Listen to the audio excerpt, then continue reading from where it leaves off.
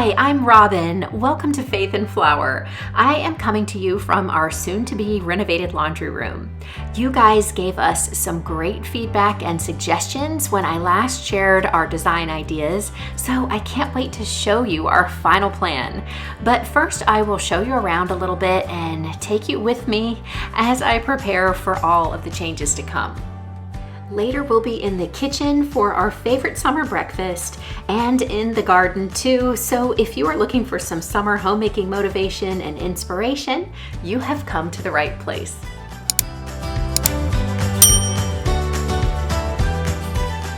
This built-in ironing board was one of the things that I originally wanted to get rid of. It's a little small and definitely needs a new cover, but it is a really neat feature, and I think it could be great for quick touch-ups and small items. With a new cover and paint to match our new cabinets, I think it will be good as new and a fun and functional element in this space. On the opposite side of the room, we have our freezer on the right and a very large closet that we will be removing and replacing with cabinets that don't take up so much of the room.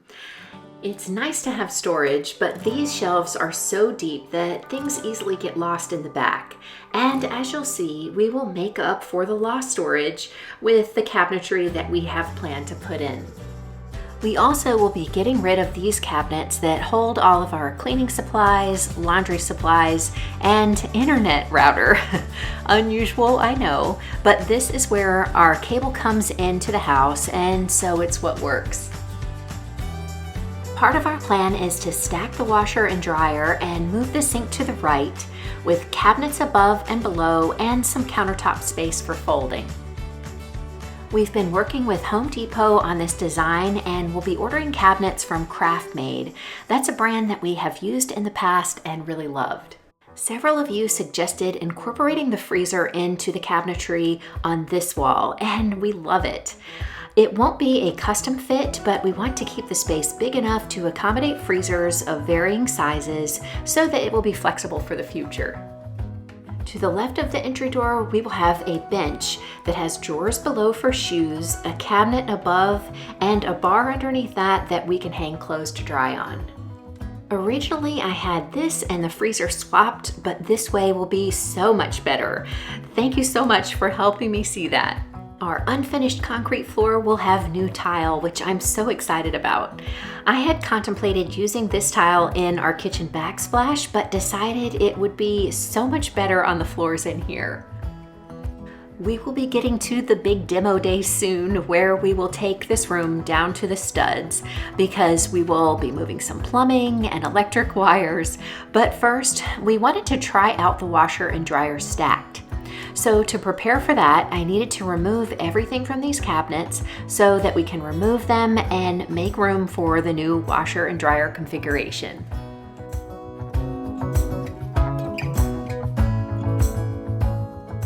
It's funny because I thought that I had really minimized the products that we use, and I use so much less than I used to, but there are still lots of things in here. Many of them are just used occasionally, but are still necessary, so you have to have a place to store them.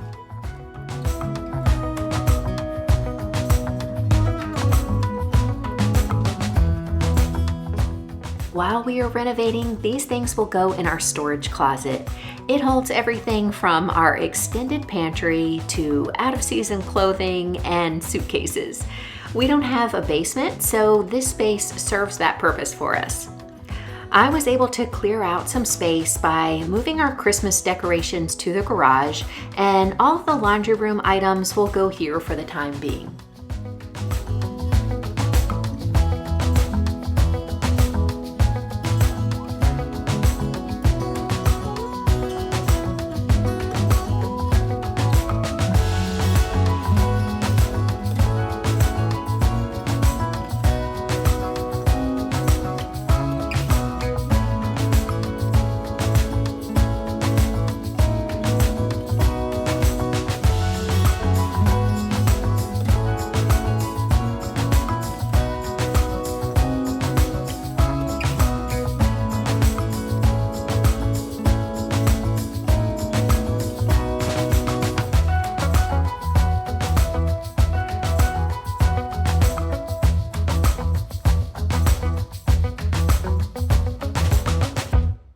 That worked out well. Everything will be very accessible here, and I think I am still going to have enough space for storing the essential items from the laundry room closet.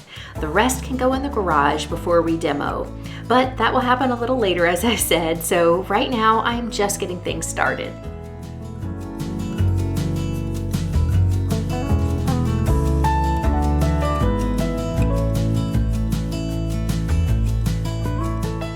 We'll get back to the laundry room in a minute, but first I will show you our favorite summer breakfast in the kitchen. It's for Bierker muesli, which I've shown on our channel before, and it's a Swiss version of overnight oats with a lot of fresh summer fruit.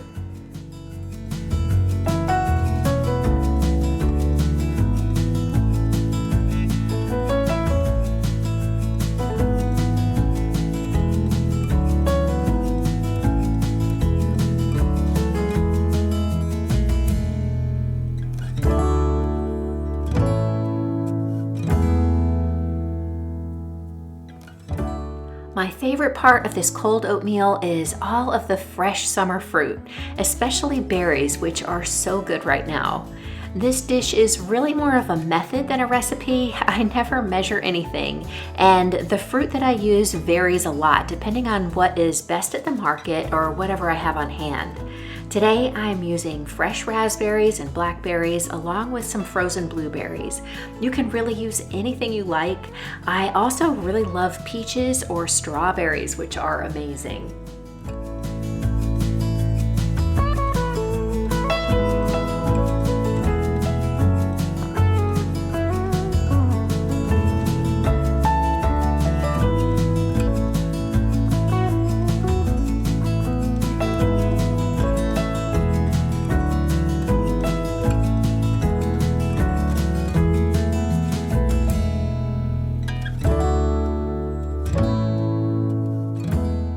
I like to wash the berries by soaking them with water and a splash or two of white vinegar.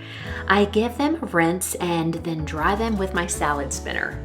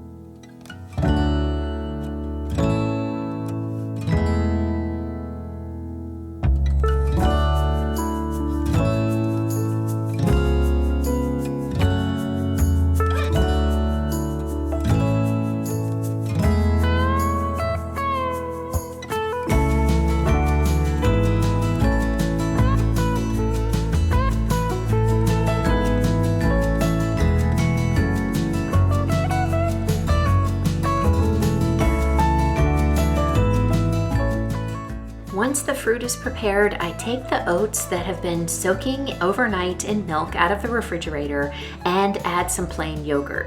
This is my homemade yogurt, and I think it measures out to be about a cup, but more or less is fine, whatever you like. Like I said, there's really no recipe and you cannot go wrong.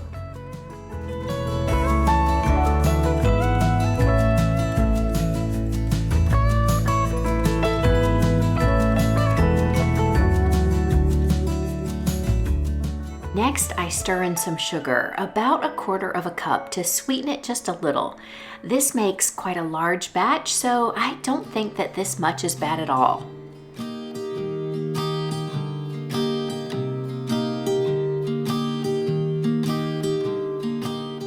After that, I whip about 1 cup of cream in my stand mixer. Patrick's mom always folded in whipped cream when she makes it, so that's how we do it too, and it tastes amazing, of course.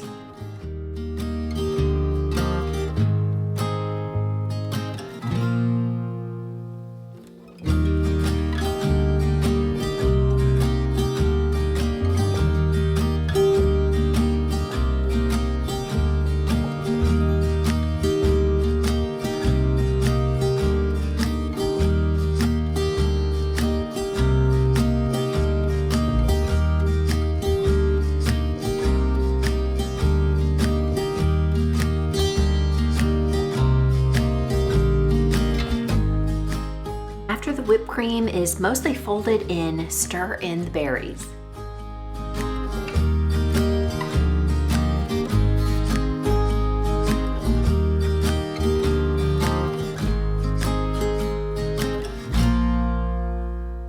I always make Birka muesli in this dish because it has a lid and I always manage to overflow it.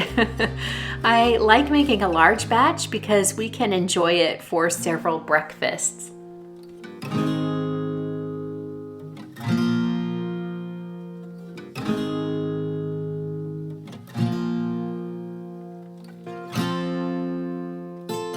And this morning I was in a hurry to serve it up for Peyton, who was on his way out for the day.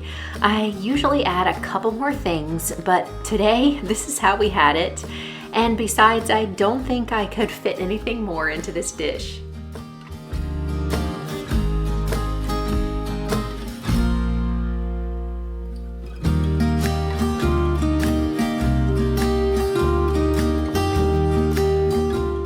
After breakfast, when there was a little more room in the dish, I grated an apple and also stirred in about a half a cup of finely chopped almonds. These are things I usually like to include, and it's really great either way.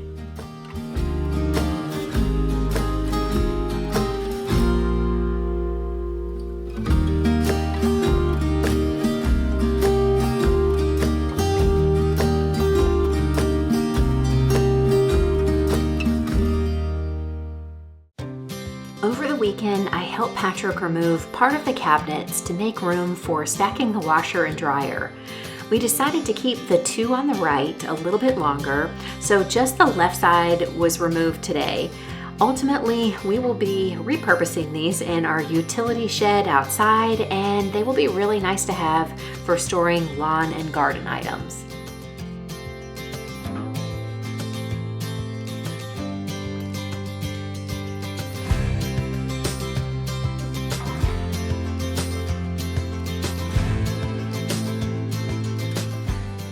We were able to get a stacking kit for our washer and dryer, which mostly just consisted of some brackets and tape.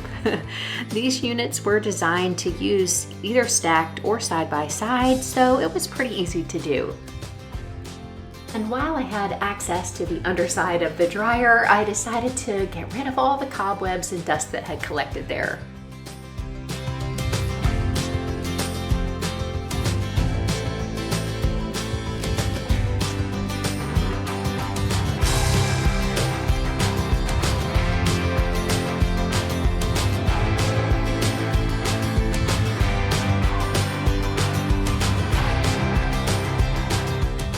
After we installed this bracket on the front of the dryer, I used some rubbing alcohol to prepare the surface for the double-sided tape, which is supposed to go here.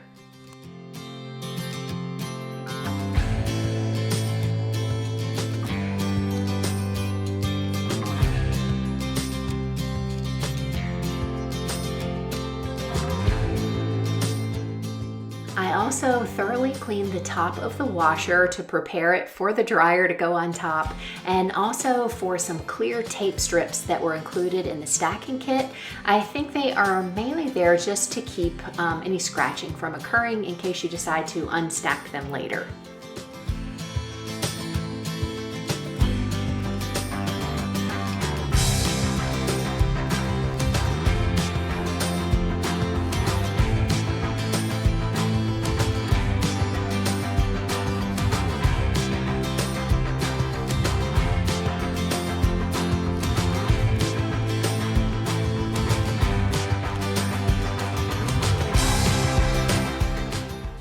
Then we called in Peyton for the heavy lifting. It's really nice to have some extra muscle for a job like this. It's a really big washer and dryer set, and it's not super heavy. It's just kind of hard to lift it as high as it needs to go. But we did a great job, and the whole process turned out really well and wasn't too hard. After Patrick secured everything and then hooked up the water and vent hose, we switched the dryer door to open on the same side as the washer below.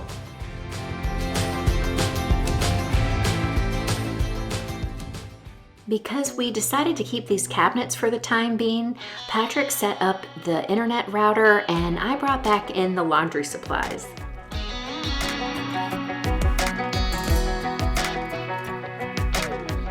Then on laundry day, I was really excited to try them out. Until the water pipes and the dryer vent are moved, they need to sit at an angle, plus the sink is in the way. But it still gives me so much more room in here, and I think I'm really going to love the new layout. I have never had stacked units before, and that is part of the reason why we did this, to be sure that we wanted to commit to it. And I have to say that I really like it. Moving everything from the bottom to the top seems a little easier even than from side to side because I have to bend over a little less. And our units work great like this. There aren't any issues with rocking or shaking, so I think I'm ready to commit.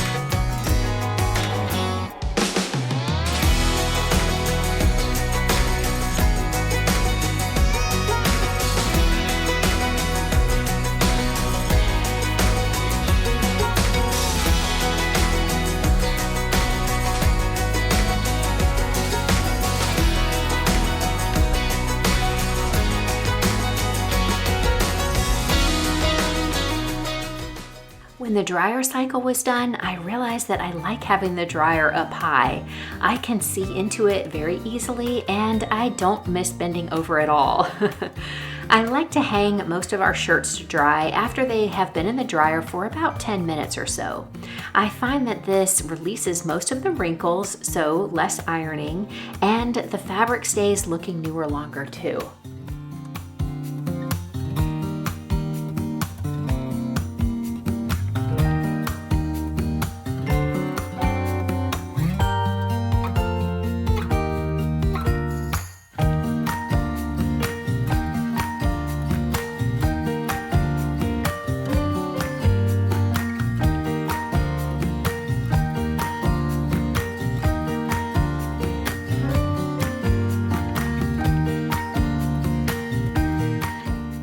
Because I air dry so many things, I'm really glad that we were able to figure out a place in the new design over the bench by the door for that. A lot of people have asked why I don't dry our clothes outside, and I did when we lived in North Carolina, but here in Texas, the main reason is that our hot climate is also pretty breezy and dusty, and I have allergies, so it's not really a great idea here. So I'm glad that I can have some solutions for doing it inside.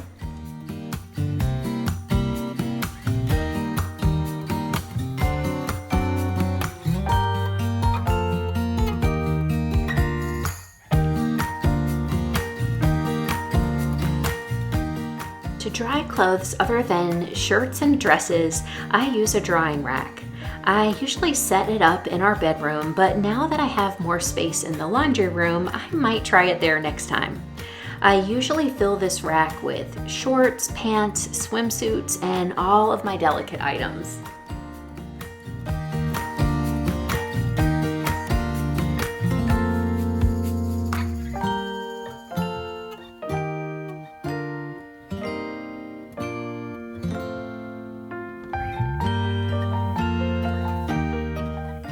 Most of you are familiar with my cleaning routine and know that I like to have a laundry day for all of our clothing. It's a personal preference. I just like the feeling of completion, even though I know it will start accumulating the very next day. I also feel like it saves energy because the dryer heats up and keeps going until all the loads are done and doesn't cool down and then need to heat up again in between. But do what works best for you, your family, and your schedule. This is just how I like to get it done.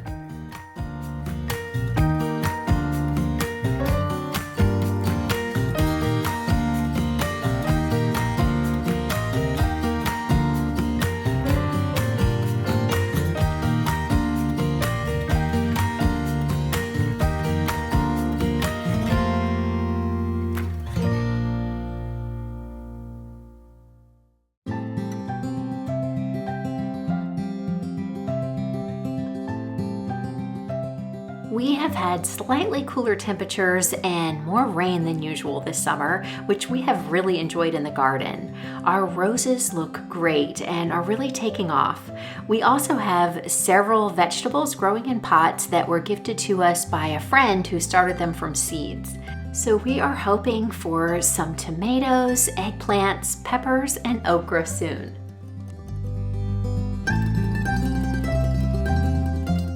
Of course, with gardening, there are pests that we have to manage, like these leaf-footed bugs that we spotted on our eggplants, and deer, which love to eat everything, especially the vegetables and roses.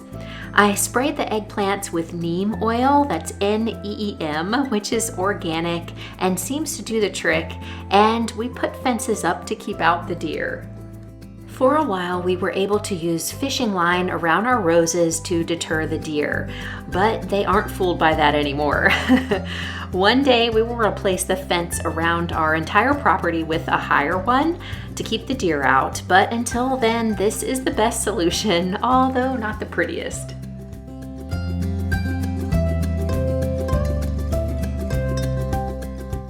Inside, all of our houseplants are thriving, and I really enjoy taking the time to water them each week.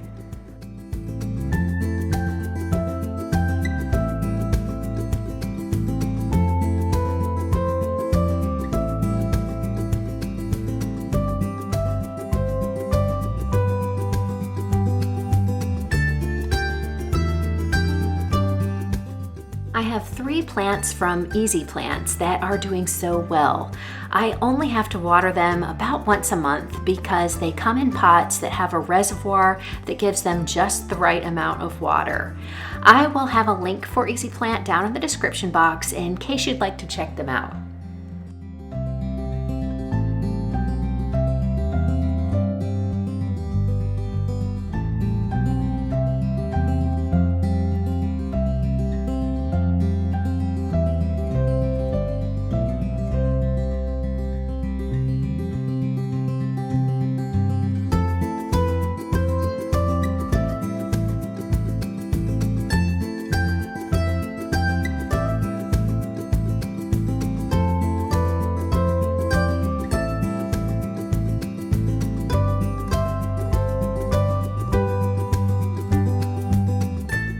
I have a peace lily and another plant that I have in our entryway that are in self-watering pots that I found on Amazon.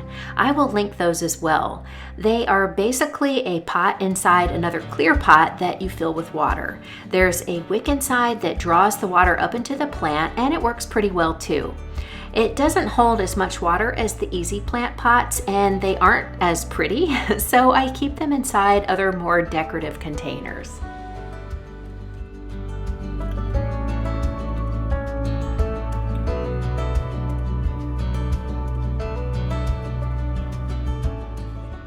I've had this snake plant here in the kitchen for a while now, and it's perfect for a low light area and only needs to be watered about every 2 weeks.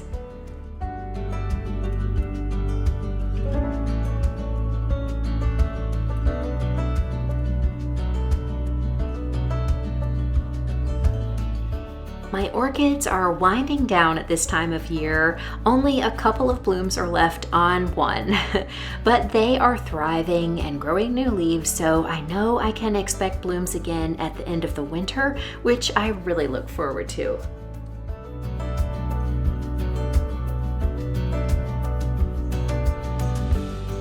If you're a plant person, I would love to know what's happening in your garden or inside your home in the comments.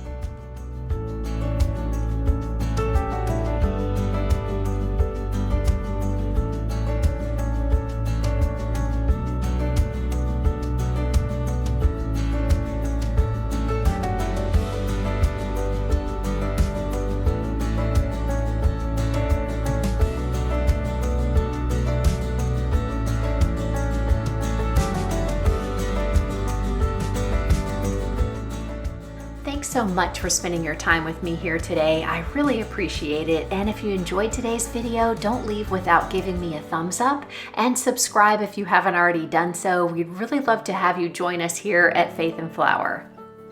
Also, I'd love to hear from you, so leave me a comment below and I'll see you in the next video. Until then, have a wonderful week.